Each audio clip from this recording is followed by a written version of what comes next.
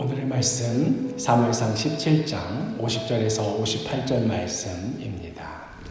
다윗이 이같이 물매와 돌로 블레셋 사람을 이기고 그를 쳐 죽였으나 자기 손에는 칼이 없었더라. 다윗이 달려가서 블레셋 사람을 밟고 그의 칼을 그 칼집에서 빼내어 그 칼로 그를 죽이고 그의 머리를 베니 블레셋 사람들이 자기 용사의 죽음을 보고 도망하는지라. 이스라엘과 유다 사람들이 일어나서 소리 지르며 블레셋 사람들을 쫓아 가이와 에그론 성문까지 이르렀고 블레셋 사람들의 부상자들은 사라임 가는 길에서부터 가드와 에그론까지 엎드러졌더라. 이스라엘 자손이 블레셋 사람들을 쫓다가 돌아와서 그들의 진영을 노략하였고 다윗은 그 블레셋 사람의 머리를 예루살렘으로 가져가고 갑주는 자기 장막에 두니라. 사울은 다윗이 블레셋 사람을 향하여 나아감을 보고 군사령관 아브넬에게 묻되 아브넬아, 이 소년이 누구의 아들이냐? 왕이여, 왕의 사심으로 맹세하옵나니 내가 알지 못하나이다. 너는 이 청년이 누구의 아들인가 물어보라. 다윗이 그 블레셋 사람을 죽이고 돌아올 때 그 블레셋 사람의 머리가 그의 손에 있는 채 아브넬이 그를 사울 앞으로 인도하니 사울이 그에게 묻되 소년이야, 누구의 아들이냐? 하니 다윗이 대답하되 나는 주의 종 베들레헴 사람 이새의 아들이니이다 하니라. 다윗이 이새의 아들인 것은 잘 알려져 있어도 사울이 기스의 아들인 것은 성경을 어지간히 잘 아는 사람이 아니라면 잘 알려지지 않은 사실일 것입니다. 그도 그럴 것이 우리가 성탄절이 되면 익히 보게 되는 예언의 말씀 중 하나가 이사야 11장 1절에 이새의 줄기에서 한 싹이 나며 그 뿌리에서 한 가지가 나서 결실할 것이요 하는 말씀도 있고 또 이 말씀을 중심으로 캐롤을 만들어서 우리가 부르기도 하지요. 성경의 여러 곳에서 다윗을 지칭할 때에 이새의 아들이라는 그런 표현을 하게 됩니다. 그에 비하면 사울의 아버지인 기스는 처음에 사울에게 잃어버린 암나기들을 찾아오라고 명령할 때 그때만 등장하고 그 후에는 나오지를 않습니다. 소위 기스의 집안은 잊혀져 버린 그런 집안이 된 것이지요. 그러나 오늘 우리가 함께 읽은 그 말씀의 그 상황, 이 시대 가운데서는 전혀 그렇지가 않았습니다. 사울이야말로 기스의 집안이야말로 이스라엘의 유력한 집안이었고 이스라엘 어느 지역을 가든 기스의 집안과 무슨 연관이 있다 싶으면 사람들이 이미 높게 쳐주는 그런 시대였습니다. 벌써 오늘 등장하는 군사령관 아브넬 역시도 사울의 사촌 되는 사람 아니겠습니까? 그러니 다윗이 이미 사울 아래에서 수금을 타는 일을 하며 또 그 형님들이 사울의 군대에 입대하여 군 생활을 하고 있다 하더라도 다윗은 또 다윗의 집안은 전혀 다른 사람들의 눈에 띄는 그런 집안이 아니었습니다. 이미 다른 집안의 여러 자제들도 사울 아래에서 이런저런 일들을 수행하며 시키는 일들을 감당해야 했습니다. 수금을 잘 타는 다윗을 사울이 각별히 아꼈다고는 하지만 그래봐야 다윗 역시도 그 많은 수종드는 자들 가운데 하나에 불과했던 것이지요. 그랬던 다윗이었건만 하루아침에 일약 스타로 급부상합니다. 51절에 다윗이 달려가서 블레셋 사람을 밟고 그의 칼을 그 칼집에서 빼내어 그 칼로 그를 죽이고 그의 머리를 베니 블레셋 사람들이 자기 용사의 죽음을 보고 도망하는지라. 한 자루 칼 하나 없이 감히 골리앗 앞으로 나갔던 다윗. 돌멩이로 맞춰서 쓰러뜨리기는 했지만 막상 그를 죽일 무기가 없자 다윗은 그의 칼집에서 골리앗의 칼을 빼냅니다. 골리앗은 칼과 창과 단창으로 나와왔는데요. 사실상 생각해보면 자신의 목을 베게 될 그 칼을 스스로 차고 나온 셈이 된 것이지요. 그 모습에 온 블레셋 사람들이 겁을 집어먹고는 내빼기에 바쁩니다. 순식간에 전세가 역전되어서 웅크리고 있던 이스라엘 군대가 소리를 지르며 한꺼번에 들고 일어납니다. 그러자 이 모습에 너무도 놀란 사울이 묻는 것이지요.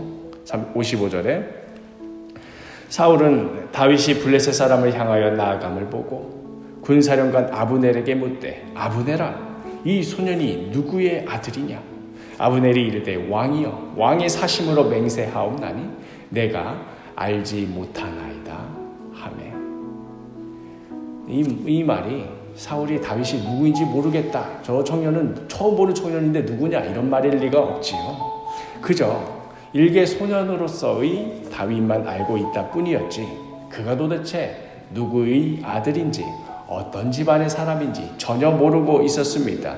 그저 수금을 잘 타는 소년, 형 심부름 왔다가 제가 골리앗과 싸우겠다고 치기 어린 도전을 하는 그런 소년 정도로 여겼지 어떤 배경의 아이인지 어떤 집안의 자제인지 관심을 가질 여유도 없었고 또 굳이 그럴 이유도 없었습니다.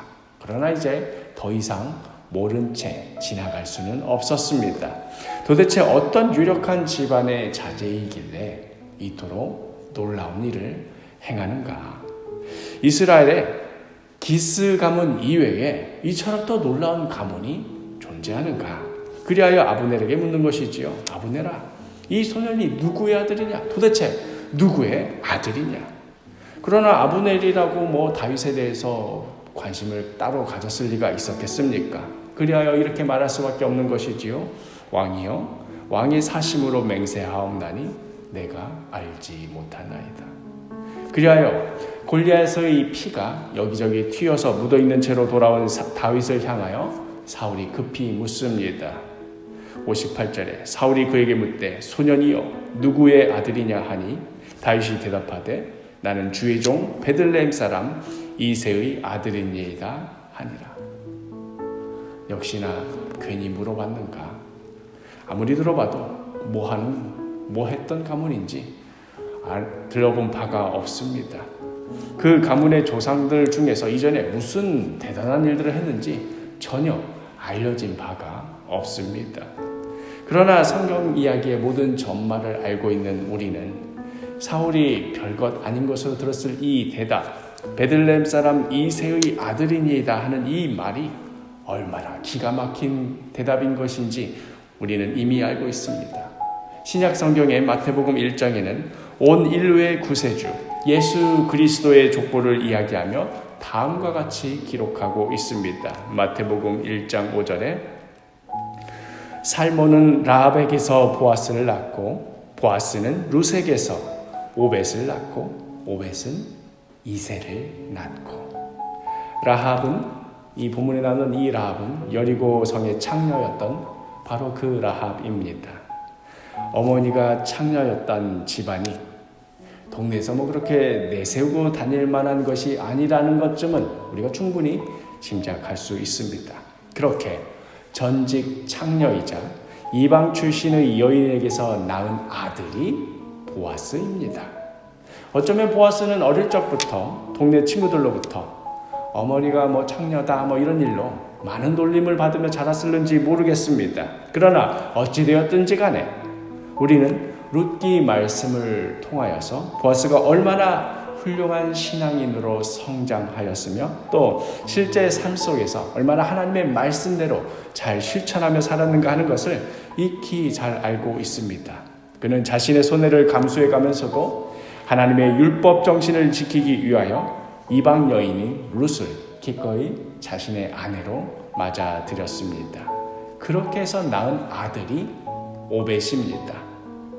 그러니 오벳은 할머니도 이방 여인, 어머니도 이방 여인입니다. 그 오벳의 아들인 이새 역시도 베들레헴 안에서 그다지 주목받지 못하는 집안이었다 하더라도 크게 이상할 리가 없습니다. 그러니 사울이 다윗에게 도대체 너는 누구의 아들이냐라고 물었어도 이새의 아들입니다 했을 때 이새가 과연 뭐하는 사람인가? 1절 들은 바가 없었을 것입니다. 오늘날로 따지자면 동네 어느 아이가 기특해서 너의 아버지가 누구냐, 너의 어머니가 누구냐 했는데 그야 할머니도 외국인 노동자고 어머니도 외국인 노동자의 그런 아이였던 것이지요. 그럼에도 우리는 보아스와 오벳과 이세 그리고 다윗을 통해 이어지는 이 계보가 구원의 역사에서 얼마나 중요한 위치를 차지하게 되는지 잘 알고 있습니다. 이미 사무엘상 처음부터 한나의 기도에 나타났던 사무엘서의 큰 주제, 사무엘상 2장 8절에 가난한 자를 진토에서 일으키시며 빈궁한 자를 거름더미에서 올리사 귀족들과 함께 앉게 하시며 영광의 자리를 차지하게 하시는도다. 땅의 기둥들은 여호와의 것이라 여호와께서 세계를 그것들 위에 세우셨도다. 하나님께서는 유력한 가문 출신이라고 혹은 골리앗처럼 칼과 창으로 들고 나왔다고 그걸로 하나님의 역사를 이루어 가시지 않으십니다. 설사 가난한 자라 하더라도 진토에서 일으키시며 빈궁한 자라 하더라도 거름더미에서 올리십니다. 그 어떤 처지에 있는 자라 하더라도 하나님께서 역사하시며 부르시는 그 자를 통하여서 영광의 자리를 차지하게 하시며 그를 통해 땅의 기둥들 위에 세계를 세우게 하십니다. 어쩌면 세상 사람들은 우리들에게 물을지도 모릅니다. 누구의 아들이냐? 무슨 집안이냐? 어떤 배경을 가지고 있느냐? 아무도 주목하지 않고 별로 신경 쓰지 않는지도 모르겠습니다. 그러나 가난한 자를 진토에서 일으키시며 빈궁한 자를 거름더미에서 올리시는 하나님께서 오늘도 나와 함께 하시며 나를 붙드시고 계시며 나를 인도하고 계심을 굳게 믿으며 땅의 기둥들 위에 세계를 세우시는 놀라운 하나님만을 의지하며 신뢰하며 나아가시는 복된 하루가 되기를 간절히 축복합니다.